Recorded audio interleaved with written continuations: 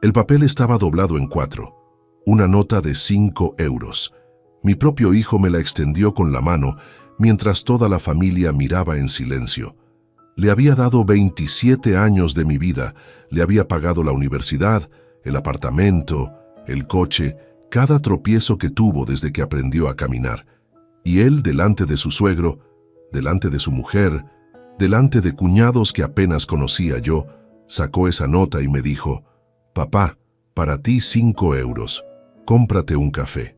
Es lo que te mereces por lo que nos diste». Nadie habló. Yo tomé el billete, lo doblé una vez más y lo guardé en la cartera. Y esa noche, sentado solo en la cocina con esa nota sobre la mesa, tomé la decisión más importante de los últimos 30 años. Antes de continuar, suscríbete al canal, activa la campanita porque todos los días tenemos nuevas historias. Deja tu like y cuéntanos en los comentarios desde qué ciudad nos estás viendo. Ahora necesito contarte cómo llegué hasta esa mesa. Cómo un hombre de 53 años, que construyó todo lo que tiene con las manos y con el peso de décadas de trabajo, terminó recibiendo 5 euros de su propio hijo en el día en que más duele recibir una herida así. Mi nombre es Emilio Palacios Serrano. Tengo 53 años y soy propietario de una distribuidora regional de alimentos en Valencia. No heredé el negocio. No tuve padrinos ni contactos que me abrieran puertas. Lo construí desde cero, con una línea de crédito pequeña, un almacén arrendado que olía a humedad y a aceite de motor, y con la convicción obstinada de que si no paraba, tarde o temprano, las cosas tendrían que funcionar. Pero no voy a empezar por ahí. Voy a empezar por el Día del Padre, por ese domingo de junio en que mi hijo Adrián me invitó a comer a su casa por primera vez en meses. Me llamó el jueves anterior con una voz que sonaba extrañamente amable, casi cuidadosa, como la voz de alguien que está leyendo algo que ensayó la noche anterior. «Papá, este domingo comemos todos juntos. Verónica quiere hacer algo especial. Ven a las 2». Le dije que sí. No tenía razones para no decirle que sí. Llegué 10 minutos antes. Llevé una botella de vino que había guardado para una ocasión, un Rioja de 2016 que tenía en el aparador desde hacía un par de años, esperando un momento que mereciera abrirse. Toqué el timbre. Me abrió Verónica con una sonrisa que no llegaba a los ojos, de esas sonrisas perfectamente correctas y al mismo tiempo perfectamente vacías. Dentro ya estaban todos. Víctor Aguirre, el suegro, estaba sentado en el sofá con una copa de agua en la mano y la postura de alguien que está completamente cómodo en un espacio que no es suyo. Tenía 58 años, el pelo canoso bien cortado, ropa casual pero cara, esa forma de ocupar una habitación que tienen los hombres acostumbrados a que los demás esperen. A su lado estaba Rocío, su mujer, que me saludó con 2 besos y me preguntó cómo estaba el tráfico. Había también 2 cuñados de Adrián, hermanos de Verónica, con sus parejas, gente que yo había visto 3 o 4 veces en mi vida en bodas y bautizos. Me senté. Adrián me dio un abrazo rápido, de esos que duran exactamente lo necesario para cumplir con el gesto. «Qué bueno que pudiste venir», dijo, como si hubiera alguna posibilidad de que no pudiera venir, como si no llevara 3 meses esperando que me llamara para quedar a tomar un café, para cenar un martes cualquiera, para lo que fuera. La comida fue larga. 2 horas de conversación repartida entre los cuñados que hablaban de un viaje a Lisboa, y Víctor, que dominaba la mesa con una autoridad tranquila y constante.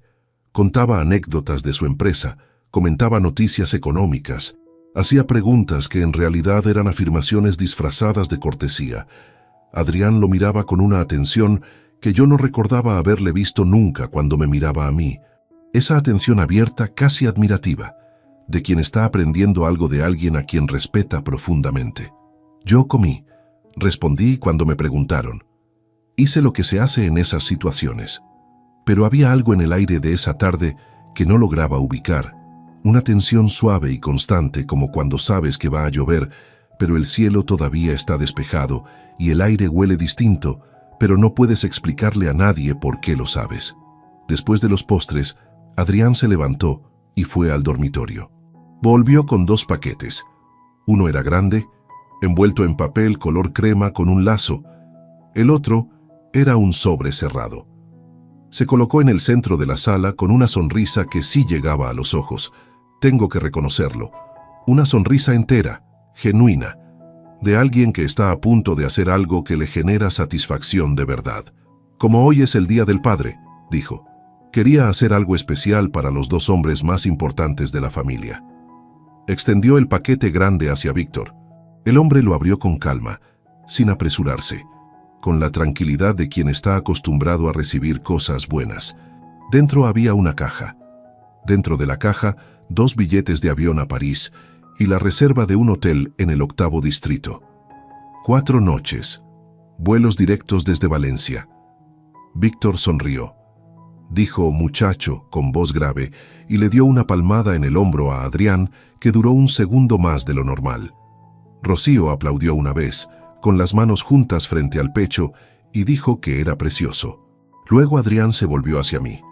No llevaba ningún sobre, no llevaba ningún paquete. Metió la mano en el bolsillo delantero del pantalón y sacó un billete. Lo sostuvo entre el índice y el pulgar, extendido hacia mí, con una naturalidad que todavía no termino de procesar del todo. Una naturalidad que solo puede venir de alguien que lleva días, tal vez semanas, imaginando ese momento exacto con exactamente esa calma. «Papá», dijo. Y hubo algo en cómo pronunció esa palabra que hizo que la habitación entera se callara antes de que siguiera hablando. No fue un silencio repentino. Fue gradual, como cuando bajas el volumen de algo despacio y solo te das cuenta cuando ya está en cero. Para ti, 5 euros. Cómprate un café. Es lo que te mereces por lo que nos diste. Lo que siguió no fue el silencio de la sorpresa, que dura un segundo y luego se rompe solo con alguien que carraspea o mueve una silla.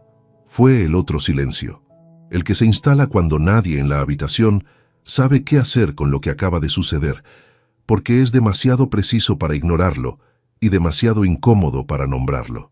Uno de los cuñados bajó los ojos hacia su plato. Rocío miraba su copa.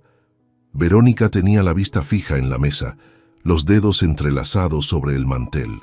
Solo Víctor me miraba directamente, con una expresión que no era incomodidad, sino algo más cercano a la satisfacción contenida de quien observa cómo termina una partida que ya sabía ganada desde antes de sentarse. Yo miré el billete. 5 euros. El papel fino y gastado entre los dedos de mi hijo. Lo tomé. No dije nada. Lo doblé una vez. Lo doblé otra vez.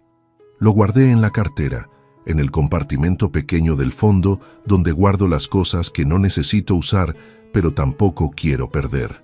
Lo guardé con la misma calma con la que habrías guardado un recibo, un ticket de aparcamiento, cualquier papel pequeño al que no piensas volver en mucho tiempo. Me levanté. Di las gracias por la comida con una voz que sonó a la mía, algo que todavía me sorprende cuando lo recuerdo. Me despedí de Verónica, de Víctor, de los cuñados cuyos nombres ya no recuerdo. Le di a Adrián el mismo abrazo rápido que él me había dado al llegar, ni un segundo más, ni uno menos, y salí. El coche estaba a media manzana. Caminé despacio. Abrí la puerta, me senté, cerré la puerta. Puse las manos sobre el volante y me quedé así, sin arrancar, mirando el parabrisas durante un tiempo que no supe medir.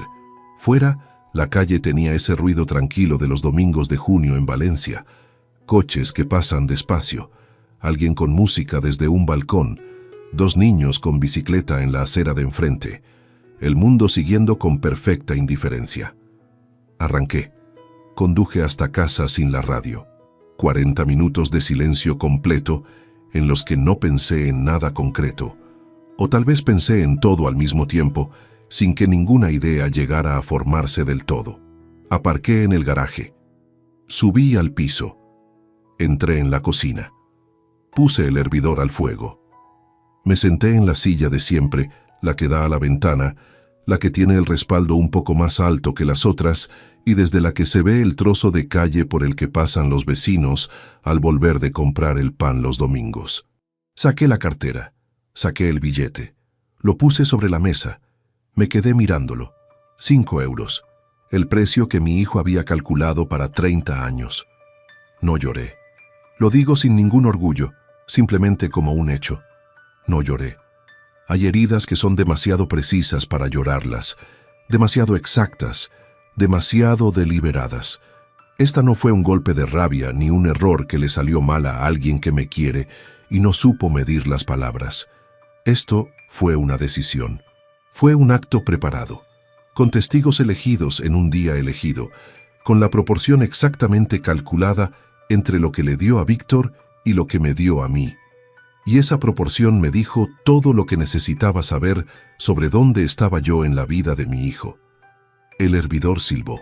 Me levanté, preparé el café, volví a sentarme. El billete seguía sobre la mesa. La cocina estaba en silencio. Por la ventana entraba la luz última del atardecer de junio. Esa luz anaranjada que dura poco y lo pone todo de un color que parece más definitivo de lo que es. El café olía bien. Eso también lo recuerdo. Lo tomé despacio. Y en esa cocina, con ese billete delante de mí y el café todavía caliente entre las manos, tomé la decisión más importante que había tomado en los últimos 30 años. No la tomé con rabia. No la tomé con lágrimas.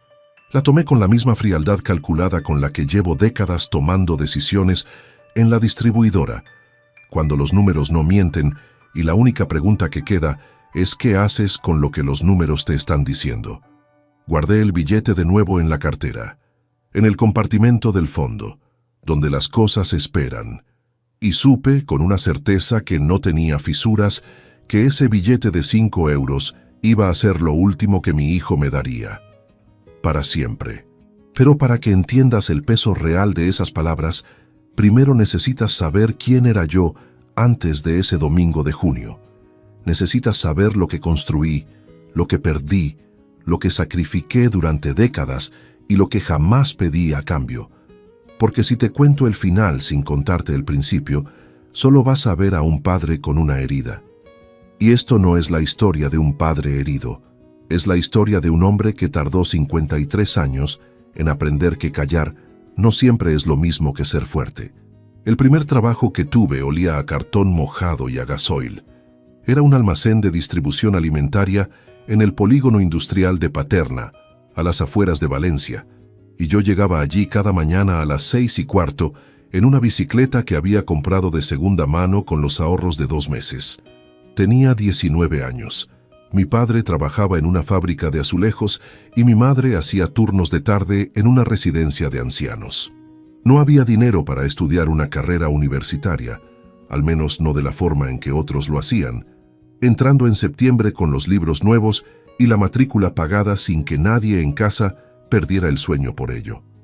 Así que entré al almacén, cargaba palés, organizaba rutas de reparto, aprendía a leer los albaranes, a cuadrar los pedidos, a entender por qué una caja que llegaba con un producto de más y otra con uno de menos podía desbaratar la logística de toda una mañana. El encargado se llamaba Bautista. Tenía unos 50 años, una barriga generosa y una paciencia muy limitada con quien llegaba tarde o no sabía contar. Me enseñó más de distribución en 6 meses que cualquier manual. No porque fuera un hombre especialmente generoso con su conocimiento, sino porque gritaba tanto cuando algo salía mal que uno aprendía por puro instinto de supervivencia. Estuve en ese almacén 4 años. Para cuando cumplí 23, ya llevaba los pedidos grandes, negociaba directamente con algunos proveedores y conocía de memoria los márgenes de cada categoría de producto. No había teléfonos móviles. Las llamadas de trabajo se hacían desde el fijo de la oficina o desde las cabinas de la calle.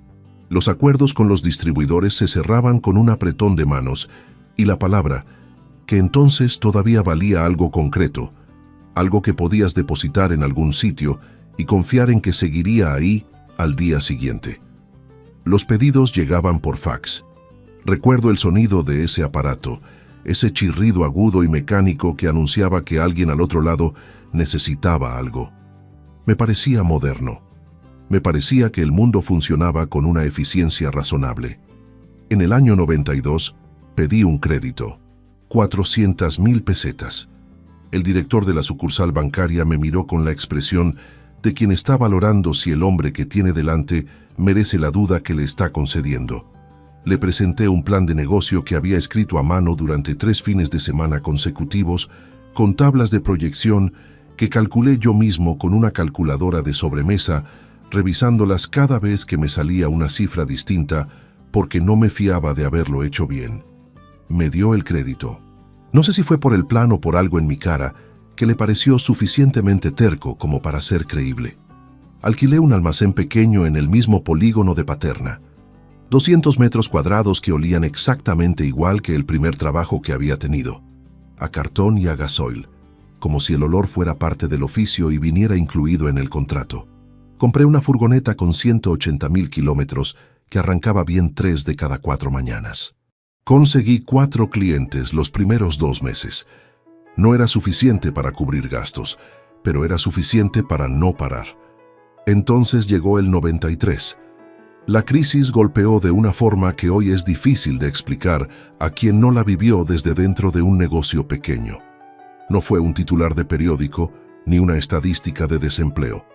Fue concreta, inmediata y personal. 2 de mis 4 clientes cerraron en el mismo trimestre. Un proveedor con el que tenía condiciones de pago a 60 días exigió de repente pago al contado o no servía más mercancía. El banco ajustó las condiciones del crédito. Hubo semanas en que no sabía con certeza si podría pagar el alquiler del almacén el mes siguiente. Fue en ese periodo cuando conocí a Isabel. Isabel Romero Castillo tenía 22 años y trabajaba en la gestoría que llevaba la contabilidad de varios negocios del polígono, entre ellos el mío.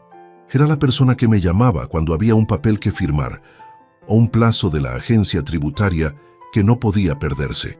La primera vez que fui a la gestoría a recoger una documentación, ella estaba al teléfono con alguien al que explicaba con mucha paciencia y muy pocas palabras por qué una liquidación de IVA trimestral no podía presentarse fuera de plazo sin consecuencias.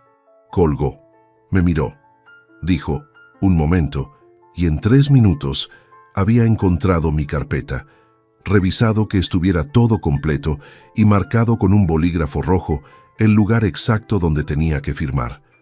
Eficiencia que daba algo parecido al respeto. Empezamos a hablar con más frecuencia, primero por asuntos del negocio, luego porque el pretexto de los asuntos del negocio se fue haciendo cada vez más fino y los dos lo sabíamos. Isabel tenía una forma de analizar los números que yo nunca había visto en nadie de su edad, sin apego, sin drama, con la claridad de quien sabe distinguir entre lo que preocupa y lo que realmente importa. Cuando le conté que el negocio estaba al límite en el peor momento de la crisis, no me dio ánimos vacíos. Sacó un papel, hizo 3 columnas y me dijo qué cortar, qué sostener y qué renegociar primero. Tenía 23 años. Nos casamos en el 95. Una ceremonia pequeña, una cena con las 2 familias, sin deudas añadidas a las que ya teníamos. Isabel entró en la empresa no como empleada, sino como parte de lo que la empresa era. Por las noches, después de cenar, sacaba un cuaderno de tapa azul y anotaba los movimientos del día, los gastos, los ingresos, las proyecciones del mes siguiente. Letra pequeña, ordenada, con columnas que cuadraban siempre a la primera. Ese cuaderno fue durante años el documento más honesto que tuvo la distribuidora. Sin ese cuaderno, sin esas noches de Isabel con el bolígrafo y la calculadora sobre la mesa de la cocina, no sé con certeza si el negocio habría sobrevivido los primeros 5 años. Adrián nació en el 97. Me acuerdo de la tarde en que lo sostuve por primera vez en el hospital, ese peso tan pequeño y tan preciso, y de la forma en que Isabel me miraba desde la cama, con los ojos cansados pero completamente despiertos. Le dije que iba a darlo todo por ese niño. Ella sonrió y dijo que ya lo sabía, que precisamente de eso se trataba. Los años siguientes fueron buenos, no fáciles, porque un negocio que crece no es un negocio tranquilo, pero buenos en el sentido real de la palabra. Había trabajo, había salud, había una mesa en la que cenar los 3 juntos la mayoría de las noches. Adrián creció entre los papeles de la distribuidora y las canciones que Isabel ponía en la radio de la cocina los sábados por la mañana. Era un niño curioso, callado, que hacía preguntas que a veces te dejaban sin respuesta porque iban directo al fondo de las cosas sin rodeos. Cuando Adrián tenía 8 años, Isabel empezó a cansarse. Pensamos que era el ritmo de trabajo, que llevábamos demasiado tiempo sin tomarnos un respiro de verdad. Le pedí que descansara más, que dejara el cuaderno alguna noche, que el negocio podía aguantar sin sus columnas perfectas unas semanas. Ella dijo que sí, que tenía razón, y al día siguiente el cuaderno volvía a estar abierto sobre la mesa de la cocina. Los análisis llegaron en marzo. Cáncer de páncreas, estadio 3. El oncólogo habló durante 20 minutos con una voz serena y técnica que contrastaba de una forma casi cruel con lo que sus palabras significaban. Isabel lo escuchó con la misma atención con que escuchaba a un proveedor explicar una modificación en las condiciones de entrega, sin interrumpirle, sin que la cara le cambiara más de lo necesario. Cuando salimos a la calle, me tomó la mano y dijo: «Vamos a tener que reorganizar algunas cosas». Luchó durante 21 meses. Quimioterapia, tratamientos, periodos de mejora que duraban lo suficiente para hacerte creer que tal vez, y periodos de recaída que borraban esa creencia en cuestión de días. Gasté todo lo que había ahorrado y bastante más. Hipotequé propiedades. Pedí préstamos a tipos de interés que no eran razonables, pero que acepté porque no había tiempo para buscar condiciones mejores. No me arrepiento de ninguno de esos gastos, ni de uno solo. Isabel murió un miércoles de octubre cuando Adrián tenía 10 años. El cuaderno de tapa azul quedó en el último cajón de su mesita de noche con la última anotación a medias, una columna de cifras que no llegó a terminar. No lo tiré. No lo moví de ese cajón durante mucho tiempo.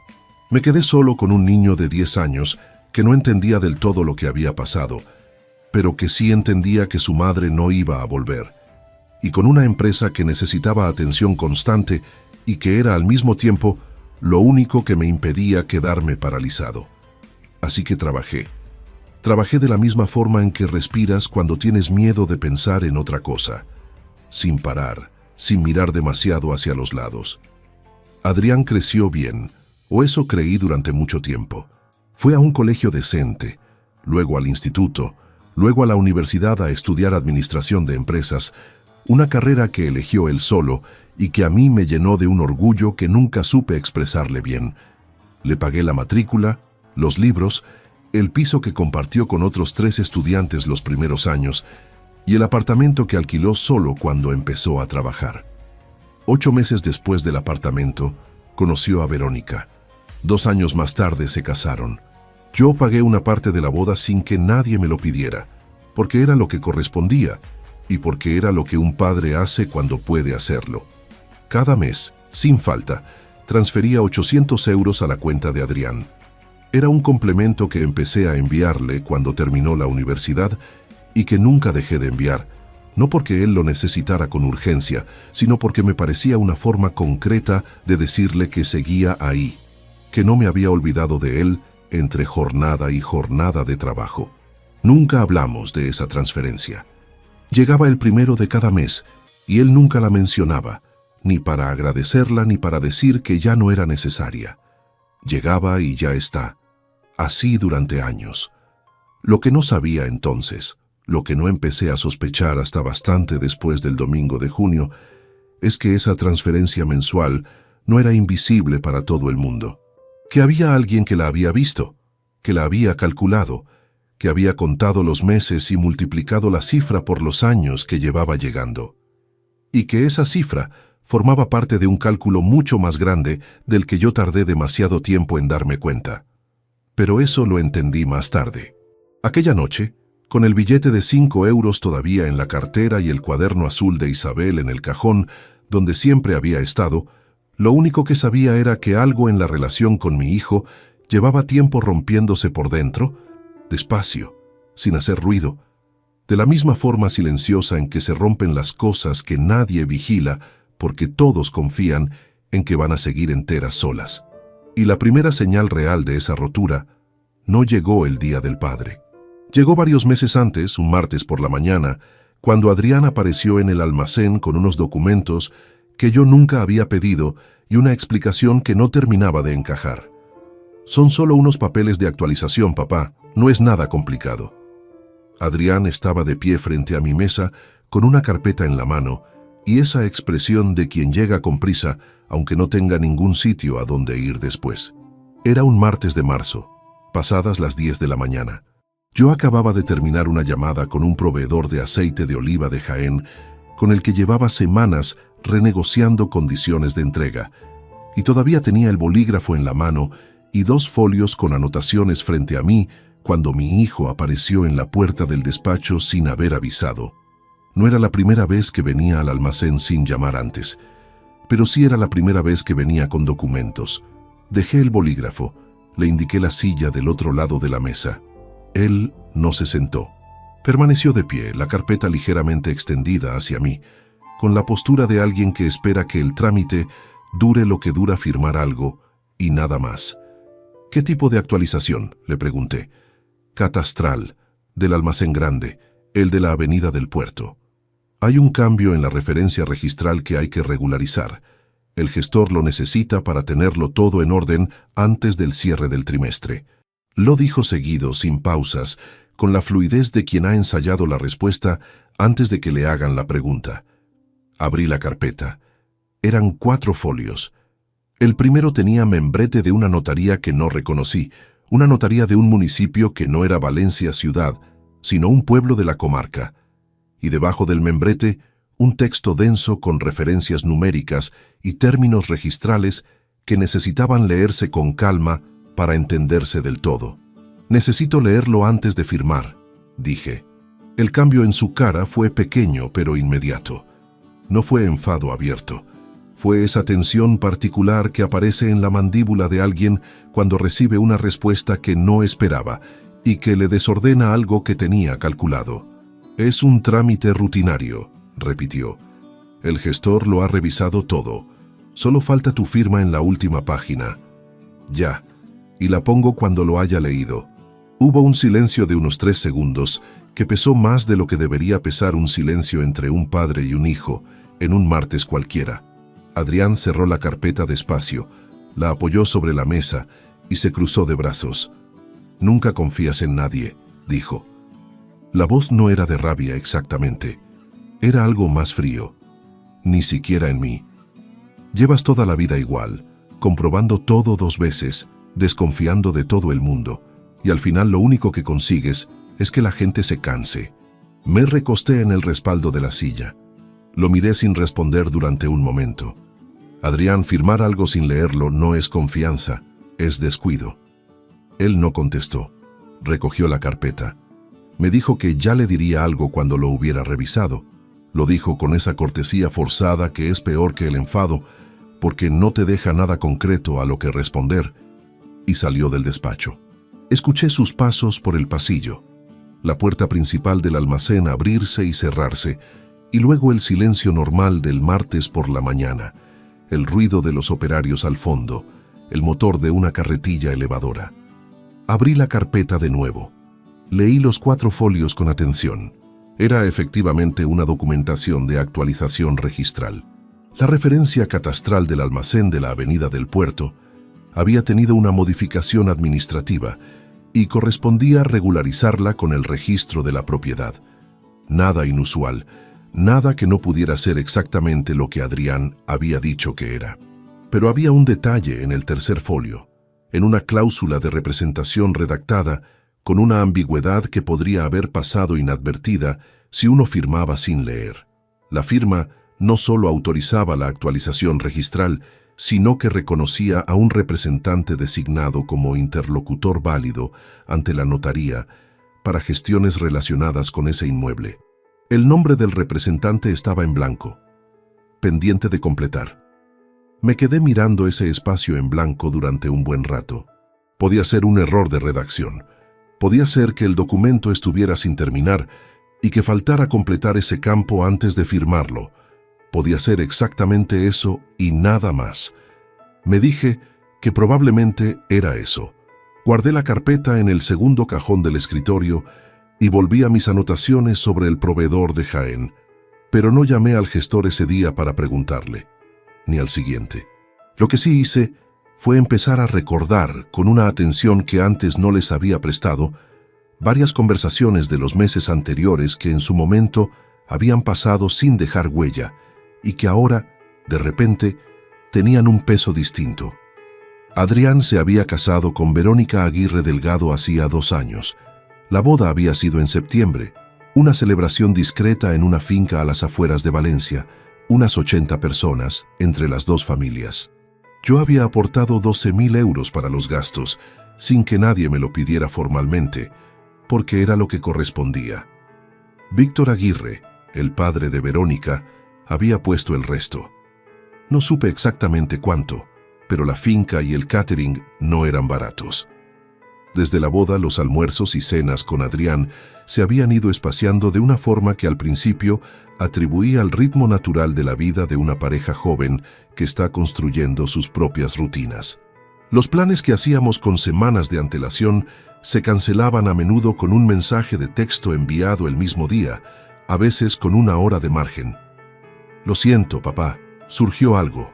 Lo siento, papá, estamos muy liados esta semana. Lo siento, papá, lo dejamos para el mes que viene. Y el mes que viene llegaba con otro aplazamiento. No me quejé. No lo llamé para reclamarle nada.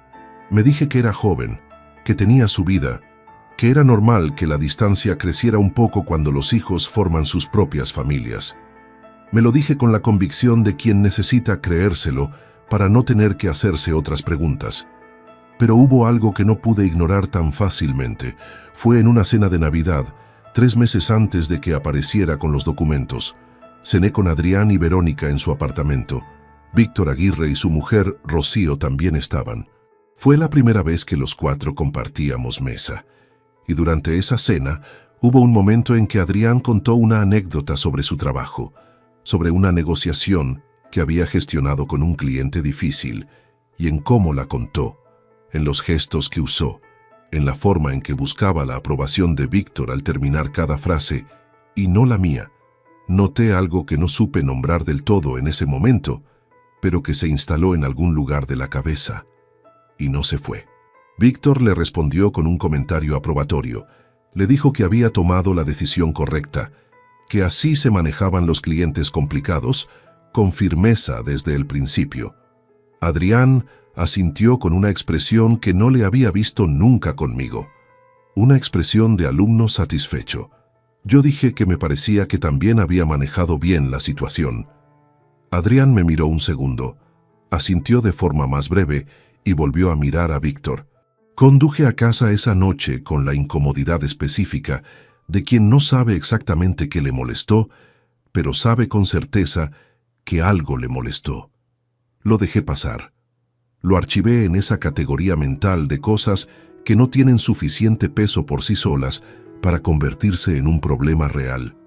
Después del martes de los documentos, sin embargo, empecé a sacar cosas de ese archivo. Recordé que 2 meses antes, Adrián me había preguntado de pasada, al final de una llamada breve sobre cualquier otra cosa, si había pensado en cuándo quería jubilarme. Le dije que no lo había pensado seriamente, que el negocio funcionaba bien y que no tenía ninguna prisa. Él dijo, claro, y cambió de tema. En ese momento no le di mayor importancia.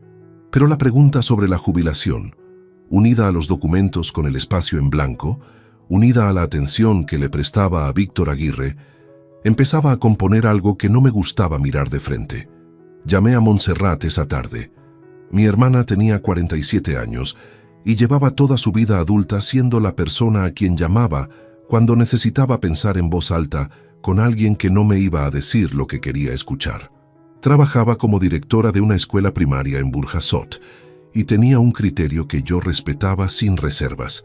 Le conté lo de los documentos, el espacio en blanco, la pregunta sobre la jubilación, los almuerzos cancelados, la cena de Navidad.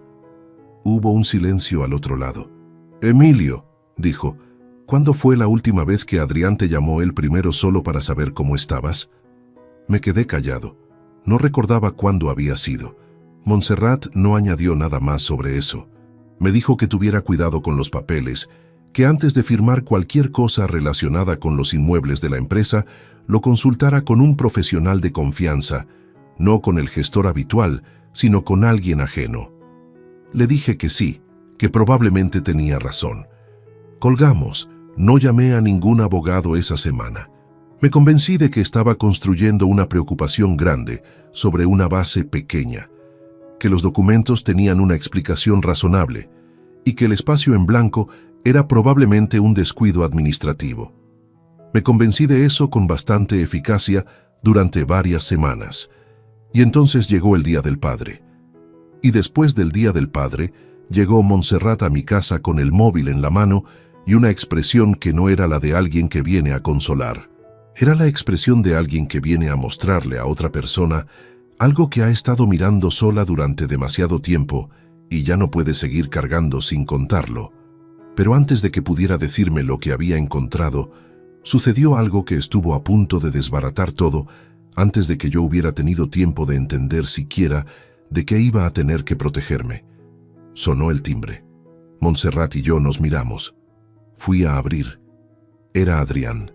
Estaba en el rellano con una bolsa de plástico de una panadería del barrio, una botella de agua y una sonrisa que no encajaba con ningún contexto que yo pudiera procesar en ese segundo. «Pensé en pasarme a ver cómo estabas», dijo. «Desde el otro día no hablamos». Detrás de mí, en el salón, Montserrat tenía el móvil con las capturas de pantalla abiertas sobre la mesa. Puse la mano en el marco de la puerta sin abrirla del todo. Un gesto instintivo, el de alguien que necesita un segundo para orientarse antes de decidir qué dirección tomar, aunque desde fuera pareciera simplemente que estaba saludando con calma a su hijo un lunes por la tarde. «Adrián, no te esperaba». «Ya, lo sé». Levantó la bolsa de la panadería ligeramente. Pasaba por aquí y pensé en subir. ¿Mal momento? Detrás de mí, a unos 8 metros, Montserrat estaba sentada en el salón con el teléfono sobre la mesa. No podía verla desde el rellano. La disposición del pasillo lo impedía. Pero si Adrián entraba y giraba hacia la izquierda al llegar al salón, el teléfono estaría a la vista antes de que cualquiera de los dos pudiera hacer nada. Y no era solo el teléfono, era lo que había en la pantalla. Capturas de pantalla de conversaciones que su hijo había tenido en un grupo de mensajes con la familia Aguirre. Conversaciones sobre mí, sobre lo que yo valía y lo que yo merecía. «No es mal momento», dije. «Pero Montserrat está aquí. Pasó a traerme unas cosas». Algo cruzó por la cara de Adrián en ese instante. Algo pequeño y rápido que habría pasado completamente desapercibido en cualquier otra circunstancia, pero que yo, con la tensión que tenía encima en ese segundo, registré con una claridad inusual. No fue sorpresa, fue algo más cercano al cálculo, la fracción de segundo en que alguien procesa una información y decide qué hacer con ella antes de responder. «Ah», dijo, «no sabía que vendría hoy. Tampoco yo sabía que vendrías tú». Sonrió. Una sonrisa correcta, sin fisuras visibles. «Si estáis en algo, puedo volver otro día. No quiero molestar». Y ahí estaba la salida. Me la estaba ofreciendo él mismo, sin saberlo, sin saber que era exactamente lo que yo necesitaba. Lo único que tenía que hacer era tomarla. «Mejor otro día», dije. «Estamos revisando unos papeles del seguro de la empresa. Es aburrido y vamos a tardar un rato». Asintió. Me extendió la bolsa. «Toma al menos. Hay un par de palmeras de chocolate de la pastelería de la calle Mayor, las que te gustan». La tomé. Le di las gracias. Le dije que lo llamaba esa semana para cenar. Me respondió que perfecto, que cuando quisiera. Se despidió con un gesto de la mano y esperé en la puerta hasta escuchar el ascensor bajar. Entonces cerré, me apoyé un momento contra la madera y respiré despacio. Cuando entré al salón, Montserrat había recogido el teléfono y lo tenía apretado entre las manos sobre el regazo. Estaba pálida. «¿Lo vio algo?», preguntó. «No creo, pero estaba a 2 metros». Nos miramos un momento sin decir nada. Luego ella puso el teléfono sobre la mesa con la pantalla hacia arriba. «Emilio, siéntate». Me senté frente a ella. La tarde afuera estaba encapotada. Uno de esos días de principios de julio en que las nubes llegan del mar y se quedan sin terminar de decidir si llueve o no. La luz en el salón era plana y gris, sin sombras. El teléfono de Montserrat estaba entre los dos con la pantalla encendida, y en esa pantalla había una captura de pantalla de un grupo de mensajes cuyo nombre leí 2 veces antes de que entrara del todo. Familia Aguirre. ¿Cómo llegó esto a tus manos?, pregunté. Verónica tiene una prima con quien se lleva mal desde la boda. Larga historia. El caso es que esa prima me contactó hace 3 días. No la conozco de nada, no tengo relación con ella, pero buscó mi número, me llamó y me dijo que había cosas en ese grupo que yo debería ver. Me mandó las capturas esa misma noche. ¿Y por qué no me llamaste inmediatamente? Montserrat tardó un segundo en responder. Porque necesitaba leerlas bien antes. Porque quería estar segura de lo que te estaba trayendo. Hizo una pausa breve. Y porque cuando las leí la primera vez, no fui capaz de llamarte. Necesité un par de días. Tomé el teléfono. La primera captura era de hace 4 meses. Adrián escribía en el grupo con una naturalidad que dolía precisamente por eso, por lo natural que era, por la ausencia de cualquier titubeo o incomodidad visible en el texto. El viejo nunca estuvo cuando hacía falta. Trabajaba y pensaba que con eso era suficiente. A mi madre la dejó sola cargando con todo y cuando ella se fue tampoco supo estar. Solo sabe abrir la cartera y creer que eso reemplaza lo demás. Me detuve en esa frase. La leí una vez más. La cocina olía al café que Montserrat había preparado antes de que yo llegara y que seguía en la taza sin tocar, ya frío. Afuera un coche pasó despacio por la calle.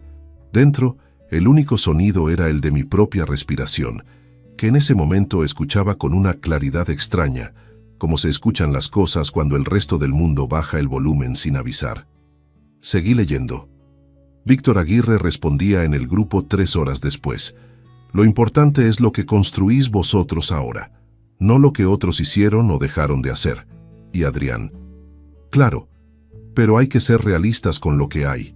La empresa tiene valor, pero él no tiene plan, ninguno. Cuando le pregunté por la jubilación se cerró en banda, ni siquiera lo ha pensado. Una respuesta de Verónica breve. Dale tiempo, ya llegará. Adrián otra vez. El problema es que si esperamos a que él decida, habremos perdido años. Víctor, tú lo entiendes mejor que nadie, hay que ir preparando el terreno. Pasé a la siguiente captura. Era de 6 semanas después. El mismo grupo, el mismo tono desenvuelto, la misma ausencia de cualquier señal de que lo que se estaba escribiendo ahí fuera algo que debiera pesarle a alguien. Este domingo es el Día del Padre. Tengo una idea. Quiero que quedéis todos. Víctor, ¿qué tienes pensado? Adrián. Algo que deje las cosas claras de una vez, que todo el mundo vea exactamente qué lugar ocupa cada uno, sin ambigüedades. Verónica en el grupo. Adrián, no sé si es buena idea hacerlo así. Adrián, llevo meses diciéndole a esta gente lo que ha sido realmente y nadie lo ve del todo todavía. Necesitan verlo con sus propios ojos y él necesita entender que no todo se arregla con una transferencia mensual. Volví a parar. Las manos no me temblaban. Lo comprobé sin querer mirándolas un segundo sobre la mesa. Y no temblaban. Pero había algo en el pecho que no era exactamente dolor y no era exactamente rabia. Era algo más parecido a la sensación de cuando llevas tiempo caminando sobre un suelo que creías firme y de repente el pie baja 1 centímetro más de lo esperado y el cuerpo entero registra ese milímetro de diferencia antes de que el cerebro lo procese. La escena del domingo de junio que en mi cabeza había estado ocupando el lugar de una herida impulsiva, de algo dicho con rabia en un mal día, se reorganizaba ahora en una categoría completamente distinta. No había sido rabia. No había sido un mal día. Había sido un guión, con fecha acordada, con testigos convocados, con el reparto calculado entre lo que le daría a Víctor y lo que me daría a mí. Hasta la proporción había sido pensada. 2 billetes de avión a París contra 5 euros. No era una diferencia casual. Era una declaración con la exactitud de quien quiere que el mensaje no admita interpretaciones. Seguí pasando capturas. Había más. Mensajes de los últimos 6 meses en que Adrián describía a sus suegros y cuñados una versión de mí que reconocía en los contornos, pero no en el interior. Un hombre que había estado ausente durante su infancia, que había priorizado la empresa sobre su hijo, que había usado el dinero como sustituto del afecto, que nunca había reconocido lo que Isabel cargó sola mientras él trabajaba. Había verdades parciales ahí, cosas que yo mismo me había dicho en los momentos más oscuros de mis propias noches de insomnio. Pero una verdad parcial extraída de su contexto y colocada en otro es otra cosa completamente distinta. Es una herramienta. Llegué a una captura que me detuvo más que las demás. Era reciente, de hace 3 semanas.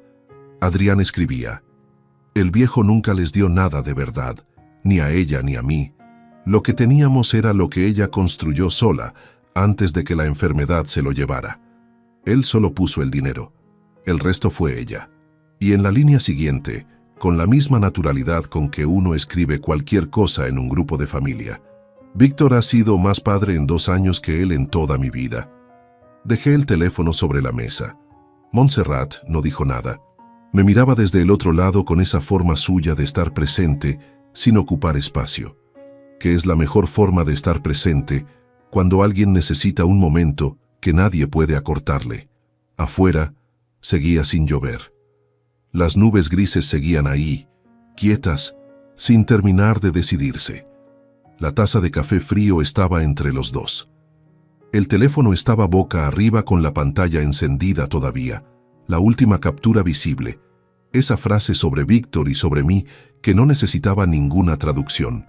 Había una cosa que no lograba ubicar del todo, algo que chirriaba en la lectura de esos mensajes, un detalle que no cerraba y que tardé un par de minutos en identificar con precisión.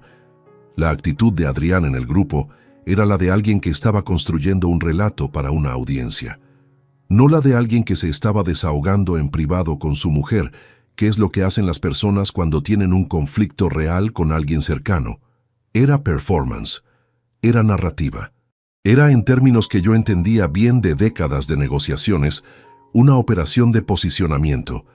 Y eso planteaba una pregunta que Montserrat no había respondido aún, no porque no quisiera, sino porque yo no se la había hecho todavía. ¿Cuándo empezó esto?, dije. Las capturas más antiguas que me mandó la prima son de hace 8 meses, pero hay referencias en algunos mensajes a conversaciones anteriores. Al menos 1 año, Emilio, posiblemente más. 1 año. 12 meses de transferencias mensuales, llegando puntuales el 1 de cada mes, mientras en un grupo de mensajes se construía, con paciencia y regularidad, la justificación para lo que vino después. ¿Hay algo más que no me hayas mostrado todavía? Montserrat cogió el teléfono. Lo sostuvo un momento antes de hablar. Sí, dijo. Hay algo que la prima mencionó en la llamada y que no está en las capturas. Algo que escuchó en una conversación entre Adrián y Víctor que no fue por escrito. Hizo una pausa. Tiene que ver con el almacén de la Avenida del Puerto y con un nombre que yo no conozco pero que tú vas a reconocer. El despacho de Gonzalo Fuentes Ramos olía a café recién hecho y a papel impreso, ese olor específico de las impresoras que trabajan sin descanso. Eran las 8:15 de la mañana del día siguiente, y yo ya estaba sentado frente a su mesa con la carpeta de documentos que Adrián había dejado en mi escritorio semanas atrás, y con el teléfono de Montserrat, donde ella había guardado todas las capturas de pantalla en una carpeta que me había enviado por mensaje la noche anterior. Gonzalo tenía 57 años, cabello completamente blanco que llevaba corto y una forma de escuchar que consistía en no moverse, en no interrumpir, en sostener la mirada de quien habla con una atención que no juzga mientras procesa. Lo conocía desde hacía 22 años. Había llevado los asuntos legales de la distribuidora desde que la empresa empezó a crecer lo suficiente como para necesitar a alguien que supiera distinguir entre lo urgente y lo importante en materia jurídica. Era el único abogado al que le había contado cosas de mi vida que no eran estrictamente asuntos profesionales y que había sabido guardarlas sin convertirlas en moneda de cambio. Escuchó todo sin interrumpirme. Las capturas, los documentos, la carpeta con el espacio en blanco, lo que Montserrat me había dicho sobre la conversación que la prima de Verónica había escuchado. Cuando terminé, tardó unos segundos en responder, mirando los folios extendidos sobre su mesa. «El nombre que mencionó tu hermana», dijo. «¿Te lo dio por escrito o solo de palabra?»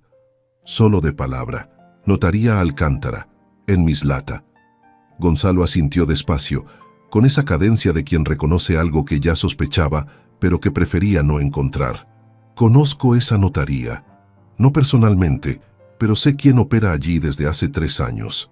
Hay un notario sustituto que lleva buena parte de los encargos de una inmobiliaria con la que Víctor Aguirre tiene relaciones comerciales documentadas desde hace tiempo». Se recostó en el respaldo. «Lo que me estás contando no es un trámite rutinario que quedó mal redactado. El espacio en blanco en el campo de representación no es un descuido. Es una cláusula que se completa después de la firma, cuando el firmante ya no está delante para objetar nada». Lo había sospechado. Haberlo sospechado no lo hizo menos duro de escuchar dicho en voz alta, por alguien que entendía el lenguaje de esos documentos mejor que yo. ¿Qué pueden hacer con esa cláusula si la hubiera firmado? Depende de cómo se complete el campo. En el peor escenario, el representante designado tendría capacidad para gestionar operaciones registrales sobre ese inmueble en tu nombre. No transferir la propiedad directamente, eso requeriría más pasos. Pero sí abrir procesos que complican la titularidad, que generan cargas sobre el inmueble, que hacen más difícil venderlo o hipotecarlo sin resolver primero esa representación. Hizo una pausa, y esos procesos, una vez iniciados, tardan, y mientras tardan hay margen para muchas cosas. Le pedí que investigara, que consultara el registro notarial de la comarca, que revisara si había algún movimiento sobre los inmuebles de la empresa que yo no hubiera autorizado, que mirara todo con los ojos de alguien que busca algo que no debería estar ahí. Me dijo que necesitaba unos días. Le dije que los tomara. Volví al almacén esa mañana y trabajé con la normalidad mecánica de quien tiene 2 capas de realidad funcionando al mismo tiempo. La superficial, que atiende llamadas y revisa pedidos y firma albaranes, y la otra, la que está procesando información en silencio, sin mostrar ninguna señal visible de que lo está haciendo. Esa habilidad la había desarrollado a lo largo de décadas en el sector, en negociaciones donde lo que no dices importa tanto como lo que dices, en reuniones donde la persona del otro lado del contrato está midiendo exactamente cuánto sabes y cuánto ignoras. 4 días después, Gonzalo me llamó a media mañana. «Ven esta tarde. Hay cosas que prefiero mostrarte en papel». Cuando llegué a su despacho, había 3 carpetas sobre la mesa ordenadas por tamaño. Las abrió en orden. La primera contenía el informe del registro notarial de la comarca de Mislata. Gonzalo había solicitado como representante legal de la distribuidora un certificado de consulta sobre movimientos registrales relacionados con los inmuebles de la empresa en los últimos 18 meses. En ese certificado aparecía una solicitud de información sobre el almacén de la Avenida del Puerto, cursada 4 meses atrás, con un número de colegiado de abogado que Gonzalo había rastreado. Pertenecía a un letrado llamado Tomás Vidal Herrero, de 51 años, socio de un despacho especializado en derecho sucesorio y transmisión patrimonial, con sede en el centro de Valencia. La segunda carpeta contenía información mercantil pública sobre ese despacho. Entre sus clientes habituales figuraban varias empresas del sector inmobiliario. Una de ellas tenía como administrador solidario a Víctor Aguirre Navarro. La tercera carpeta era más breve. Gonzalo la abrió con la misma calma con que había abierto las otras 2.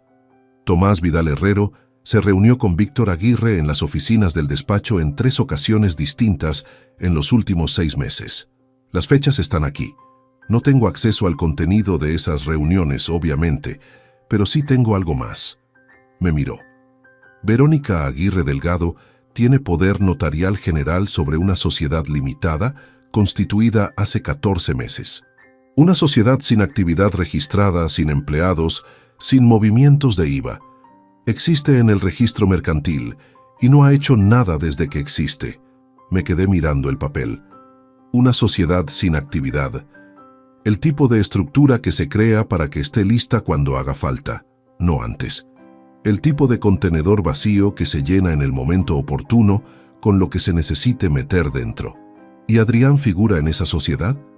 No directamente, solo Verónica como apoderada. Pero el domicilio social de esa empresa es el apartamento donde viven Adrián y Verónica. Salí del despacho de Gonzalo con 3 fotocopias en una carpeta que guardé en el maletero del coche, debajo de la alfombrilla de repuesto, no porque creyera que alguien fuera a registrar mi coche, sino porque necesitaba poner esos papeles en algún sitio que no fuera mis manos mientras procesaba lo que significaban. Lo que tenía delante no era una mala relación entre padre e hijo que se había deteriorado por descuido o por distancia. Era una estructura, pequeña todavía, sin ejecutar del todo, pero una estructura con piezas que encajaban, el relato construido en el grupo de mensajes, la carpeta con el espacio en blanco, las reuniones de Víctor con el abogado sucesorio, la sociedad vacía con Verónica como apoderada.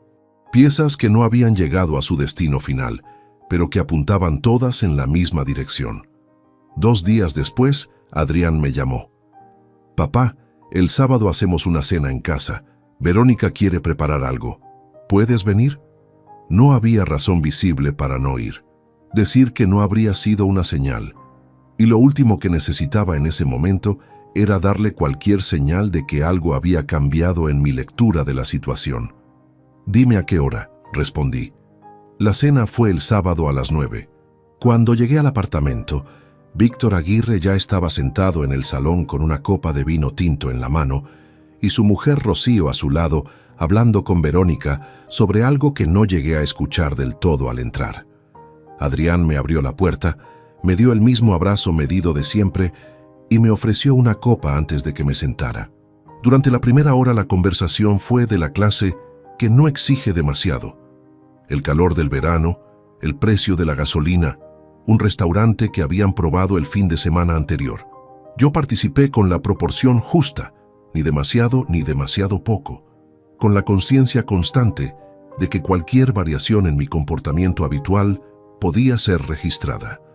Fue durante el segundo plato cuando Adrián orientó la conversación hacia donde yo ya sabía que iba a orientarla. Lo hizo despacio, con una naturalidad que en otro momento habría parecido espontánea. «Papá, Víctor me estaba comentando el otro día algo interesante, que hay empresas distribuidoras en la región que se están fusionando para ganar volumen, que el mercado está cambiando». Hizo una pausa breve. «¿Tú lo estás notando también?» «Algo», dije. «El sector siempre se mueve». «Claro». Víctor entró en la conversación con su peso habitual, apoyando los codos sobre la mesa. «Lo que cambia es la velocidad. Lo que era sostenible hace 10 años, ahora requiere escala. Las empresas medianas tienen que decidir si crecen o si buscan el momento adecuado para una salida limpia». Lo miré. «¿Salida limpia?» «Vender en el momento de mayor valor», dijo Víctor con una tranquilidad perfecta. «No esperar a que el mercado lo decida por ti. Eso es lo inteligente. Lo he visto muchas veces». Hubo un silencio de 2 o 3 segundos en que nadie habló. Adrián me miraba. Verónica miraba su copa. Rocío miraba a Víctor. Y yo sostuve la mirada de Víctor con la misma calma con que habría mirado a un proveedor que acaba de ponerme sobre la mesa un precio que no voy a aceptar, pero que tampoco voy a rechazar en ese momento, porque rechazan en el momento equivocado solo quienes no conocen bien el valor de lo que tienen. «Es un punto de vista», dije. «Yo siempre he pensado que lo inteligente depende mucho de para quién». Víctor sonrió. No era una sonrisa de derrota ni de incomodidad. Era la sonrisa de alguien que registra que la partida va a ser más larga de lo que calculó y que eso, en el fondo, no le desagrada. Adrián cambió de tema. La conversación siguió. Los postres llegaron. Me despedí a las 11:30 con la misma cordialidad con que había llegado. En el ascensor, mientras bajaba, saqué el teléfono y escribí un mensaje a Gonzalo. «Mañana a primera hora. Hay que acelerar». Pero lo que no sabía en ese momento era que mientras yo bajaba en ese ascensor, arriba en el apartamento, Adrián estaba haciéndole a Verónica una pregunta en voz baja que ella no supo responder del todo, y que esa pregunta, según me contó semanas después, alguien que no esperaba que me lo contara, era esta: ¿tú crees que sospecha algo? El cajón llevaba 2 años sin abrirse del todo. Era el segundo por la derecha del escritorio del dormitorio, el que tenía la guía atascada desde que la madera se hinchó en el invierno de hacía unos años y que yo arrastraba con un tirón específico, con el ángulo exacto que necesitaba para ceder. Lo abrí esa noche buscando una garantía de un electrodoméstico que necesitaba para una reclamación de servicio técnico, algo completamente banal. Y lo primero que encontré no fue la garantía, sino un sobre de papel amarillento con el elástico reseco. Dentro había 3 fotografías. No las había visto desde hacía tiempo. La primera era de la boda de Isabel y mía, los dos de pie frente a la entrada de la iglesia, ella con el vestido que había cosido en parte su madre y en parte ella misma durante las semanas previas, yo con un traje gris que me venía ligeramente grande en los hombros porque lo habían comprado con la intención de que durara. La segunda era del primer año de la distribuidora, el almacén vacío todavía, las estanterías metálicas recién montadas, y yo con una expresión que mezclaba el orgullo y el miedo en una proporción que ahora, 30 años después, reconocía perfectamente. La tercera era de Adrián con 8 años. Estaba en el jardín trasero de la casa que tuvimos antes de mudarnos al piso actual, agachado junto a un cajón de madera donde Isabel había plantado un par de matas de tomates un verano. El niño sostenía una regadera verde de plástico con las 2 manos, concentrado en no derramar el agua, con la lengua ligeramente asomada entre los dientes, en ese gesto que hacen los niños cuando algo les exige precisión. Isabel no salía en la foto. Yo la había hecho desde la puerta trasera de la cocina sin que ninguno de los dos se diera cuenta, y la expresión de Adrián era de esas que no se pueden fabricar porque solo existen cuando nadie mira. Me quedé con esa foto en la mano más tiempo del que había planeado. Ese niño había existido, había sido real. Había crecido en mi casa, había comido en mi mesa, había llamado a la puerta de mi dormitorio algunas noches después de que Isabel muriera para preguntarme cosas que en realidad no eran preguntas, sino formas de comprobar que yo seguía ahí. Y yo había estado ahí, físicamente siempre, económicamente sin falta, pero con una parte de mí clausurada desde el octubre en que perdí a Isabel, que nunca volvía a abrir del todo, porque no sabía cómo hacerlo sin que doliera de una forma que me impidiera funcionar al día siguiente. No lo digo como excusa, lo digo porque es verdad, y porque esa noche con esa foto en la mano fue la primera vez que me permití decírmelo sin el filtro habitual con que uno se protege de sus propias verdades incómodas. Trabajé demasiado, no en el sentido de que el trabajo fuera un error, sino en el sentido de que el trabajo fue también durante años una forma de no tener que sentarme frente a un niño de 11, de 12, de 14 años y hablar de cosas que yo no sabía cómo nombrar. Le di estabilidad, le di recursos, le di todo lo que podía cuantificarse. Y lo que no podía cuantificarse, la presencia sin agenda, las tardes sin propósito concreto, las conversaciones que no servían para resolver nada, sino simplemente para estar, eso lo di con menos regularidad de la que debería. Eso no justificaba nada de lo que había hecho, pero existía. Y esa noche lo sostuve sin esconderlo. Guardé las fotos de nuevo en el sobre, cerré el cajón con el tirón específico que necesitaba. Me senté en el borde de la cama y estuve un rato largo mirando la pared sin ver nada en concreto. Había un punto en que la pintura tenía una pequeña mancha de humedad del invierno anterior, ovalada, del tamaño de una moneda, que yo había visto muchas veces sin registrar y que esa noche miré con una atención desproporcionada porque era lo único en lo que podía fijar los ojos sin que exigiera nada de mí. Era tarde, pasaba de las 12. Debería haber estado durmiendo. En cambio estaba calculando, no con papel ni con bolígrafo, sino con esa aritmética interior que uno hace cuando lleva décadas gestionando una empresa y el hábito de analizar variables se convierte en algo tan automático como respirar. Calculando si confrontar a Adrián Antes de tener todo en orden era un riesgo que podía permitirme, o si el coste de esperar era mayor que el coste de actuar con información incompleta. Calculando cuánto tiempo tenía antes de que la situación se moviera sola, sin que yo la empujara, en la dirección que alguien había decidido que debía moverse. Hacia las 2 de la madrugada sonó el teléfono. Era Adrián. Me quedé mirando la pantalla 2 segundos antes de contestar. A las 2 de la madrugada, sin mensaje previo, sin aviso. Solo la llamada entrante con su nombre y una foto pequeña que él mismo había puesto en mi agenda hacía tiempo. «¿Papá? ¿Estás despierto?»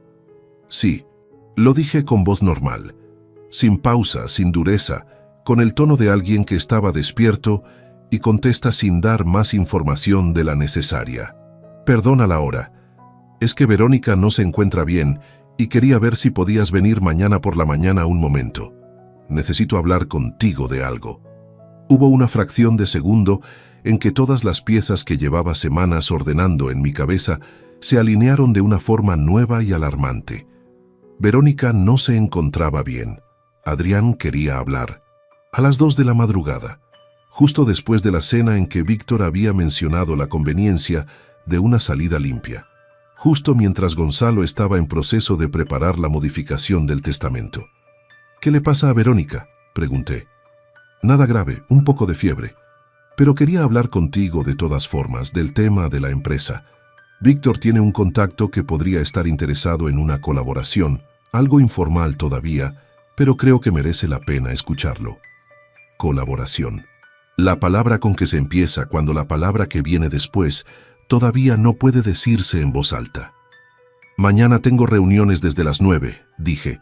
«Llámame por la tarde y cuadramos». «Claro. Sí, gracias, papá». Colgué. Puse el teléfono boca abajo sobre la mesita. Me quedé sentado en el borde de la cama con esa sensación específica de quien acaba de cruzar un puente que no sabía que estaba cruzando y solo lo sabe cuando ya está al otro lado. Había algo que no cuadraba en esa llamada más allá de la hora. Adrián no llamaba nunca a las 2 de la madrugada. Adrián no improvisaba.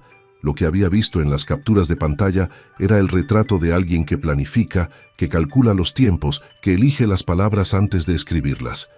Una llamada a esa hora con ese pretexto, con esa propuesta, no era espontánea. Era un sondeo. Alguien había decidido acelerar el calendario y Adrián estaba midiendo si yo reaccionaba diferente de lo esperado. A la mañana siguiente llamé a Montserrat antes de salir de casa. Le dije que necesitaba verla esa tarde. Ella preguntó si todo estaba bien. Le dije que sí, que quería contarle algo que no le había contado todavía, algo que no tenía que ver con los documentos ni con Gonzalo, sino con algo más antiguo. Quedamos a las 6 en su casa de Burjasot.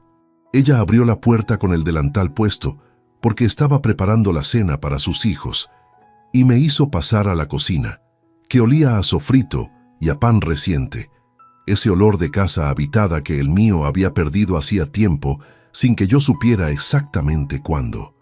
Me senté en la silla de siempre, la que da al patio pequeño donde ella tiene geranios en macetas de terracota.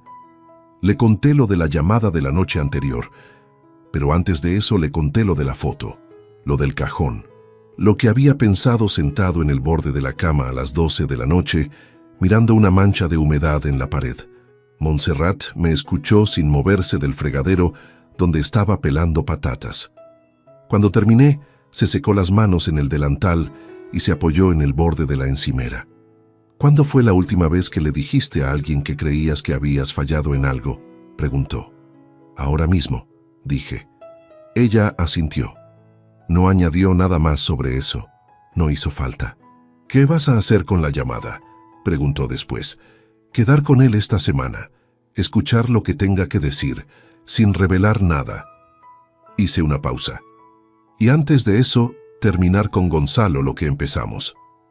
Al día siguiente, en el despacho de Gonzalo, pasamos 4 horas revisando la estructura patrimonial completa de la distribuidora. Gonzalo tenía un criterio que yo siempre había respetado. Antes de tomar ninguna decisión defensiva, asegurarse de entender exactamente qué había que defender y en qué orden de prioridad. Repasamos cada inmueble, cada participación societaria, cada cuenta vinculada a la empresa. Gonzalo tomaba notas en un bloc con letra apretada y de vez en cuando hacía preguntas cortas que iban directamente al hueso de la cuestión, sin rodeos innecesarios. Cuando terminamos con el inventario, le dije que quería modificar el testamento. Me miró durante un momento antes de responder. ¿Estás seguro del alcance? Completamente. Bien. Abrió otra carpeta. Entonces empezamos con la parte de la empresa. La participación accionarial de la distribuidora puede protegerse mediante una reestructuración de la titularidad antes de que se formalice cualquier proceso de transmisión, voluntaria o no.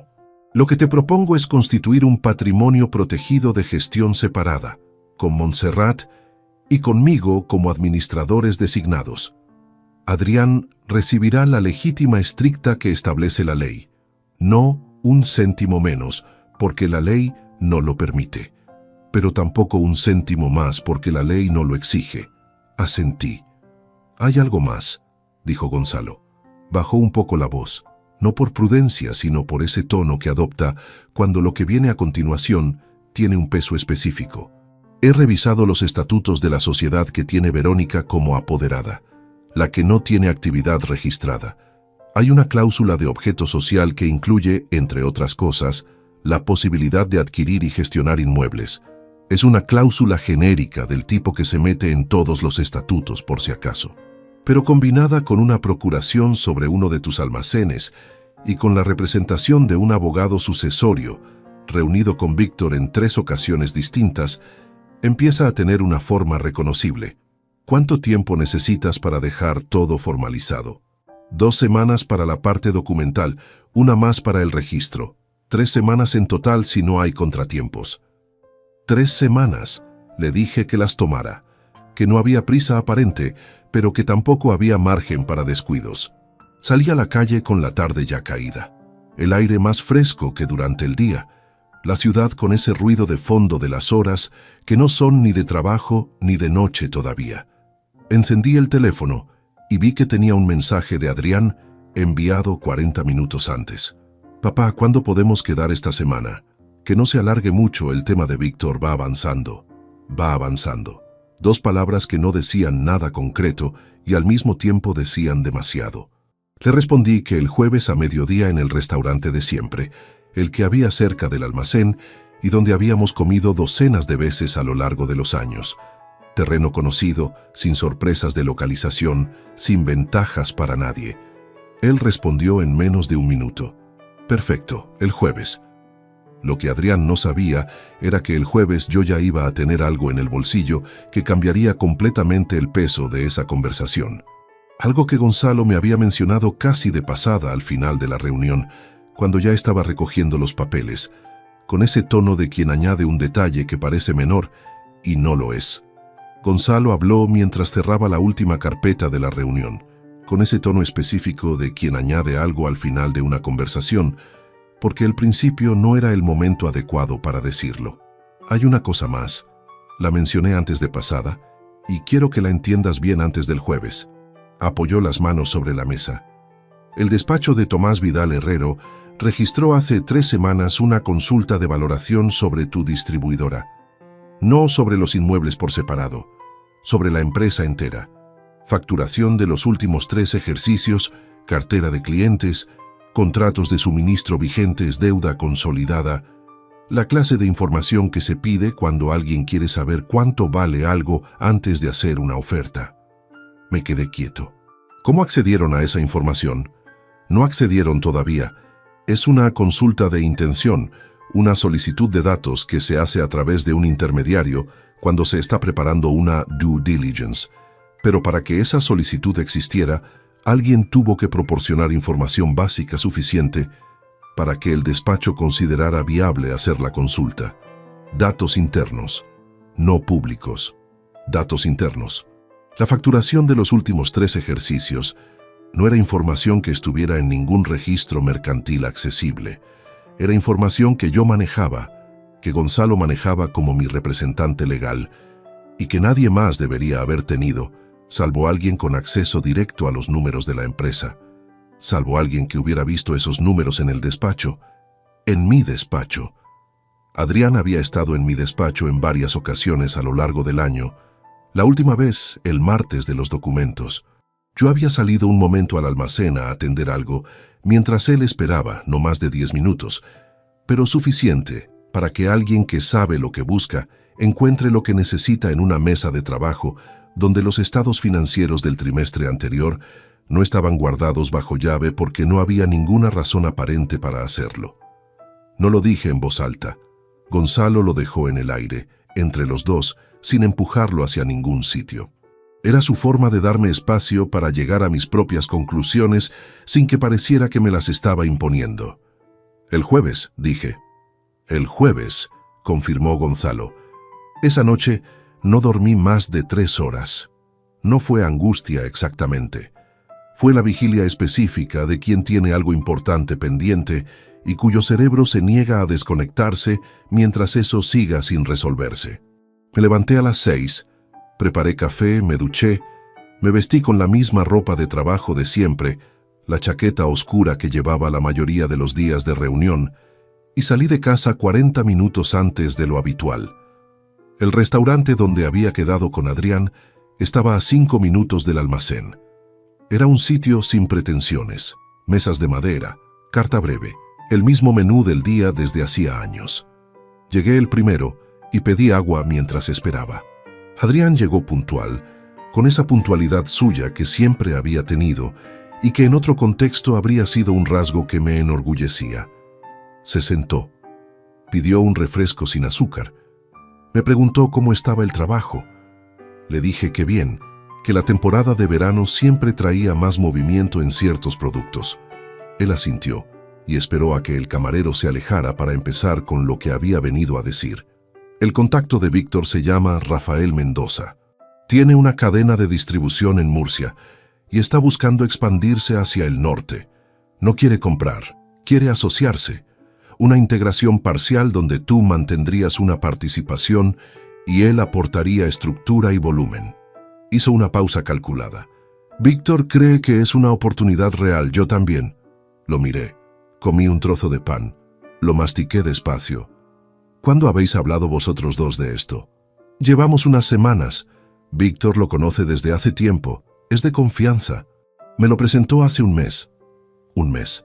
Mientras Gonzalo investigaba registros notariales y yo revisaba carpetas en mi maletero, Adrián llevaba un mes construyendo la siguiente fase con un hombre cuyo nombre yo escuchaba por primera vez, pero cuya existencia encajaba con una precisión incómoda en todo lo que ya sabía. ¿Y qué participación mantendría yo en ese escenario? Adrián abrió las manos sobre la mesa en ese gesto de quien presenta algo razonable. Eso está por negociar. Pero Víctor habla de un 30%. Tú te desentiendes de la gestión operativa, cobras una participación fija y te jubilas tranquilo, sin los dolores de cabeza del día a día. 30% de mi propia empresa, construida en más de 30 años, ofrecida como si fuera una concesión generosa. Es una cifra interesante, dije. Déjame pensarlo. Adrián no esperaba esa respuesta. Esperaba un sí con matices o un no con argumentos que pudiera rebatir. Un déjame pensarlo dicho con calma no le daba ningún ángulo de respuesta preparada y lo vi procesar eso durante un segundo antes de asentir. Claro, sin prisa. Lo dijo con una ligereza que no era del todo natural. Solo quería que lo conocieras. Terminamos de comer con conversación neutra. Al levantarnos de la mesa, Adrián sacó el teléfono para revisar algo y lo apoyó en la mesa mientras buscaba en el bolsillo la cartera para pagar su parte.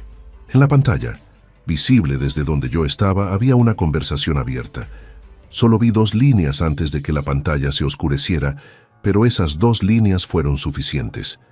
El nombre en la parte superior del chat era Víctor, y el último mensaje visible, el que Adrián había recibido hacía menos de 1 hora mientras yo esperaba en el restaurante, decía: ¿Cómo lo ves? No vi la respuesta de Adrián. La pantalla se apagó. Él recogió el teléfono sin darse cuenta de que yo había mirado. Pagamos.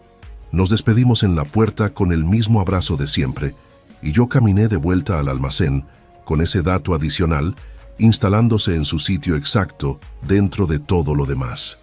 Víctor estaba esperando el resultado del almuerzo en tiempo real. No era un contacto de negocio que Adrián había encontrado por iniciativa propia y que luego había compartido con su suegro. Era al revés. Víctor dirigía, Adrián ejecutaba. Y esa distinción, que yo había sospechado desde las capturas de pantalla pero que no había podido confirmar con nitidez hasta ese momento, cambiaba algo en el peso de la situación. No hacía a Adrián menos responsable, lo hacía más pequeño, de una forma que en otro tiempo me habría dado pena, y que esa tarde solo me produjo una claridad fría y sin adornos. Esa noche llamé a Gonzalo. Le dije que quería adelantar el confronto, no esperar a que todo el proceso de reestructuración estuviera completamente registrado, tener lo esencial formalizado y actuar antes de que Rafael Mendoza, o quien fuera que hubiera detrás de ese nombre, se convirtiera en un factor más difícil de manejar. Gonzalo me escuchó. Me preguntó si estaba seguro de los tiempos. Le dije que sí, que tenía suficiente, que más información no iba a cambiar lo que ya sabía y que cada semana adicional era una semana en que Adrián podía dar un paso que complicara lo que todavía era posible ordenar con limpieza. Entonces la semana que viene, dijo Gonzalo. El martes. En tu despacho, no en el mío, es tu empresa, el terreno importa. Pasé el fin de semana preparando lo que llevaría a esa reunión. No el discurso, porque no había nada que decir que requiriera preparación retórica, sino el orden. La secuencia en que presentaría cada cosa. ¿Cuánto espacio le daría a Adrián entre una prueba y la siguiente? ¿Cómo respondería a las negaciones iniciales que sabía que llegarían porque siempre llegan, sin excepción, en cualquier negociación en que la otra parte llega convencida de que tiene el control? El lunes por la tarde llamé a Adrián. Mañana martes, ¿puedes venir al almacén a las 11? Quiero hablar del tema que me planteaste el jueves. He estado pensando. Hubo una pausa breve. Luego, claro, a las 11 estoy ahí. Una sola pausa. Y en esa pausa, si uno sabía escuchar, había algo que se parecía mucho al alivio. El alivio de quien lleva meses esperando que algo avance y por fin siente que se mueve. Colgué. Fui al almacén antes de que cerrara y entré en el despacho. Encendí la luz del escritorio, la única, que dejaba el resto de la habitación en una penumbra suave. Abrí el último cajón de la derecha y saqué el cuaderno de tapa azul de Isabel. Lo puse sobre la mesa, a la izquierda, junto al borde, sin ninguna explicación escrita, sin ningún gesto que lo señalara como algo distinto a un cuaderno de trabajo. Luego coloqué las 3 carpetas de Gonzalo en el centro, ordenadas en la secuencia que habíamos acordado. La cartera la dejé en el bolsillo de la chaqueta que colgaría del respaldo de mi silla. Dentro de la cartera, en el compartimento del fondo, estaba el billete de 5 euros doblado en 4. Apagué la luz. Cerré el despacho con llave.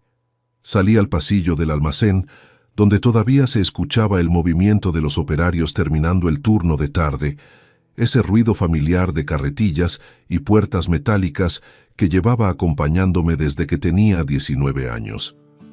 Mañana a las 11, Adrián entraría por esa puerta creyendo que venía a cerrar algo.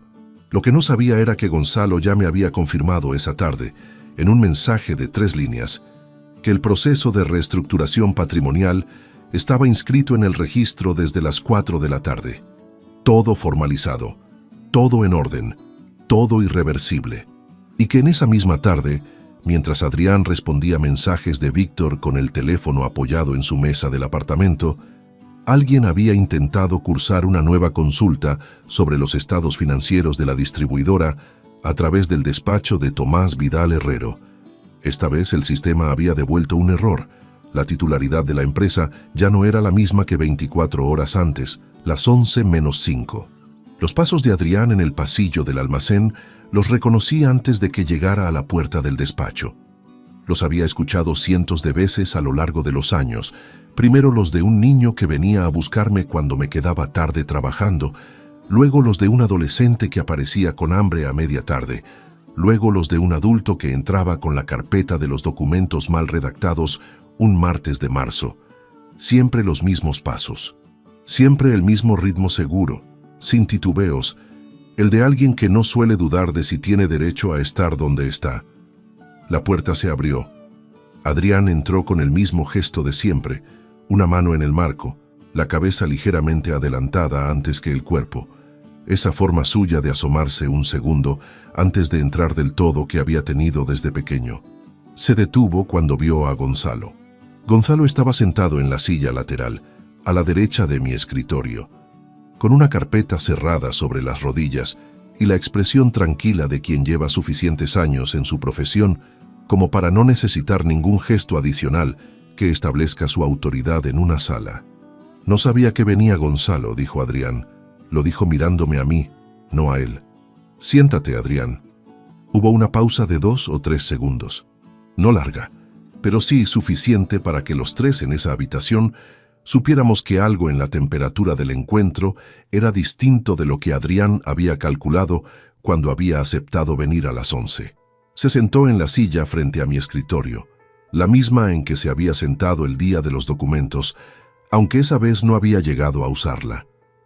Cruzó los brazos sobre el pecho en un gesto que no era de cierre sino de ajuste, el de alguien que está recalibrando en tiempo real. Miró la mesa. Vio el cuaderno de tapa azul a la izquierda. Lo reconoció. Lo supe por la fracción de segundo en que los ojos se detuvieron antes de seguir adelante. No dijo nada sobre él. «Pensé que queríais hablar del tema de Mendoza», dijo. «No exactamente». Abrí la primera carpeta. «Quiero hablar de otras cosas primero. Después, si queda algo que decir sobre Mendoza, lo decimos». Le puse la primera hoja delante. Era la captura de pantalla del grupo de mensajes, impresa en papel, con fecha y hora visibles en la parte superior. La leyó. Vi cómo sus ojos recorrían las líneas, vi el momento exacto en que llegó a su propio nombre y a las palabras que había escrito. La expresión no cambió de forma dramática. Fue algo más contenido, una especie de rigidez que empezó en la mandíbula y se extendió muy despacio hacia el resto de la cara. «Esto lo sacaron de contexto», dijo. La voz era firme todavía, aunque con menos temperatura que un momento antes. «Hay 16 páginas de contexto», dije. «Las tengo todas». Gonzalo abrió su carpeta sin decir nada y puso sobre la mesa el informe del registro notarial de Mislata. Adrián lo miró. Esta vez tardó más en responder. La consulta notarial fue una idea de Víctor. Yo no le pedí que la hiciera. «Pero sabías que la estaba haciendo». No respondió a eso. Bajó los ojos hacia la mesa y los mantuvo ahí durante unos segundos, mirando los papeles sin mirarlos realmente, con la vista fija en un punto intermedio entre los documentos y sus propias manos. Gonzalo puso la siguiente hoja: los datos de la sociedad sin actividad con Verónica como apoderada, el domicilio social en el apartamento de ambos, las fechas de constitución. Adrián levantó los ojos. «Eso es de Verónica. Ella lo hizo por consejo de su padre para tener una estructura lista, por si en algún momento queríamos montar algo juntos. No tiene nada que ver con tu empresa». Una sociedad constituida 14 meses antes de que Víctor empezara a reunirse con un abogado especializado en transmisión patrimonial. Hablé despacio, sin elevar la voz, con el mismo tono con que habría explicado a un proveedor por qué los números de su propuesta no cuadraban. Y 4 meses antes de que ese mismo abogado cursara una consulta de valoración sobre esta empresa. Adrián abrió la boca, la cerró, la abrió de nuevo. «Papá». El tono había cambiado. Ya no era el de alguien que presenta argumentos. Era algo más bajo, más directo, con una urgencia que no le había escuchado antes en este contexto. Yo no quería que llegara a esto. Víctor tiene una forma de ver las cosas que a veces se adelanta demasiado. Yo solo quería que tuvieras un plan, que no te quedaras solo con el negocio hasta que no pudieras más. Eso es todo.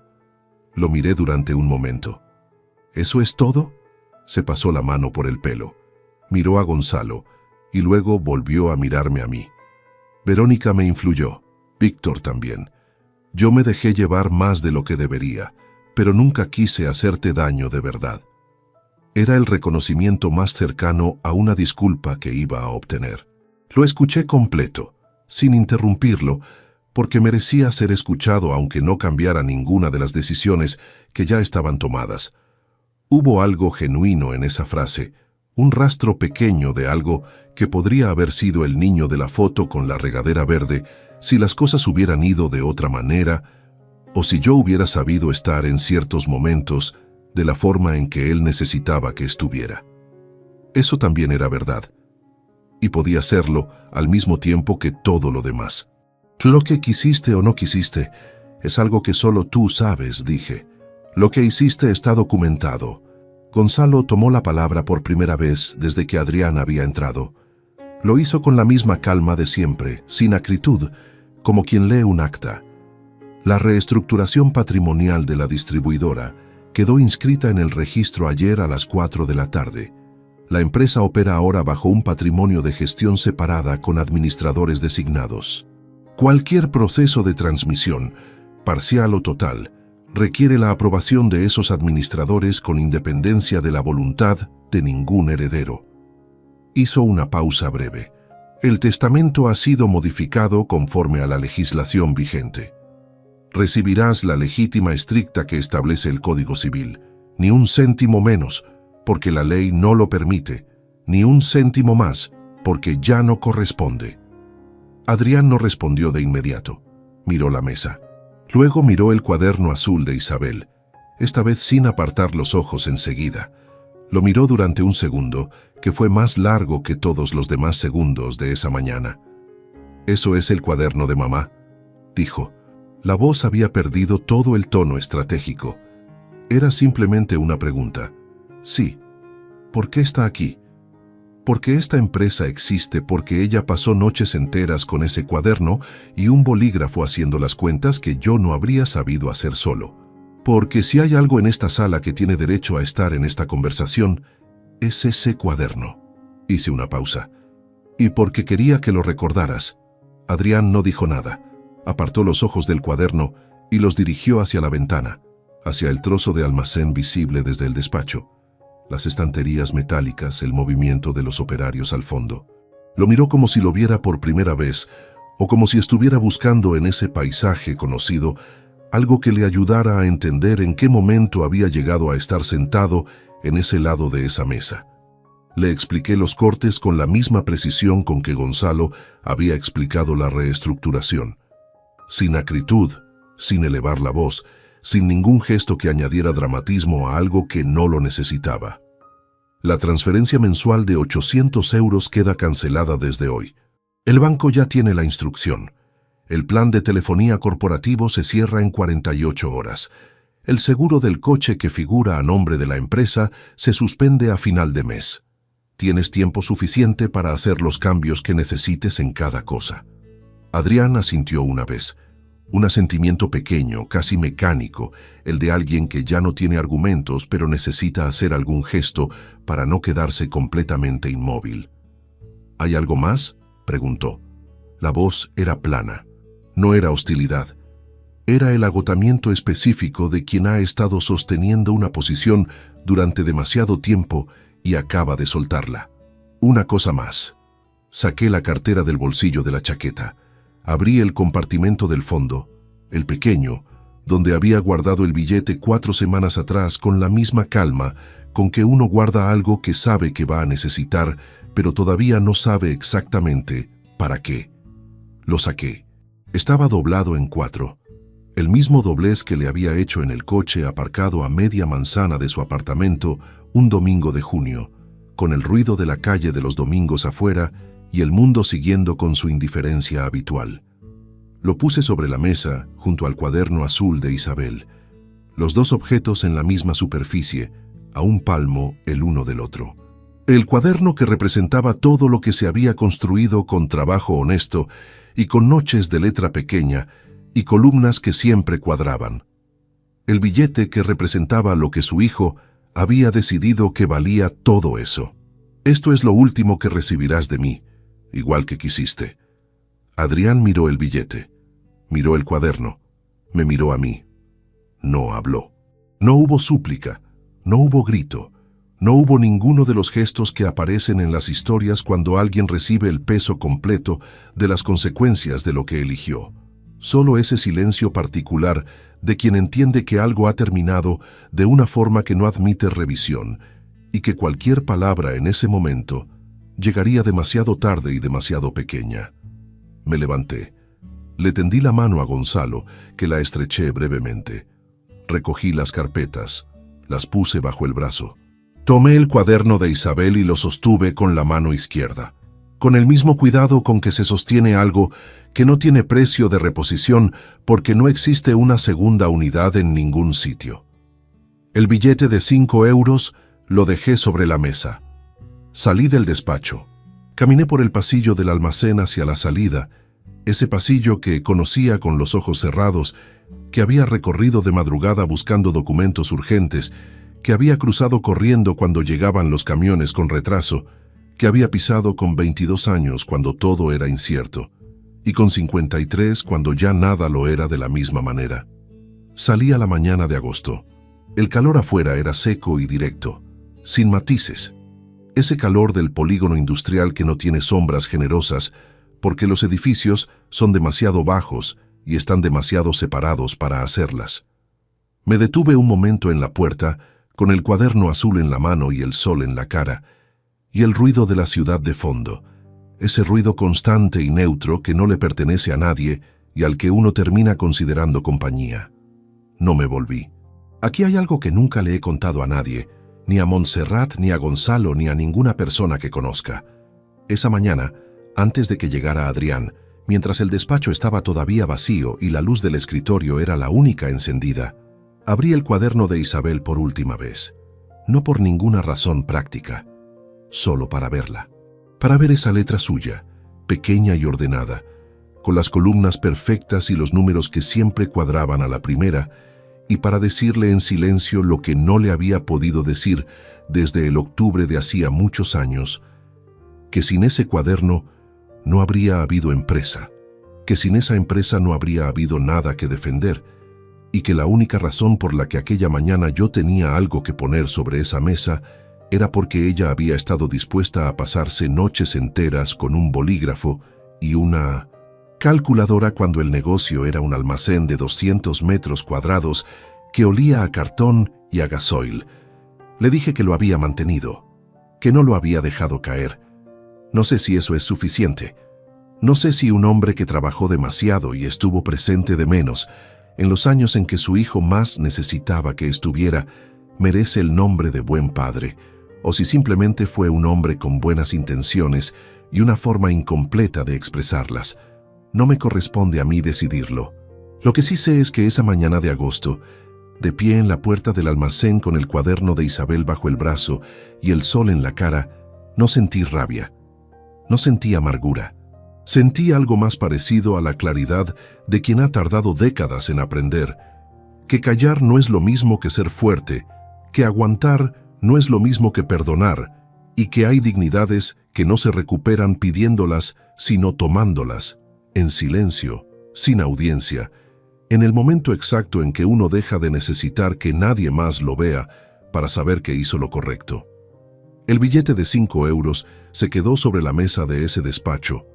No volví a buscarlo. No lo necesitaba. Ya tenía todo lo que ese billete podría haberme comprado. Lo había construido yo mismo, 30 años antes, con una línea de crédito pequeña, un almacén que olía a gasoil y una mujer que hacía las cuentas de noche en un cuaderno de tapa azul. Y eso no había manera de quitármelo. Nadie había encontrado todavía la carpeta, ni el documento, ni el espacio en blanco que lo pudiera hacer. Si te gustó esta historia, dale like al video, suscríbete al canal y comparte tus impresiones en los comentarios. Para escuchar la próxima historia, haz clic en la caja de la izquierda. Gracias por vernos.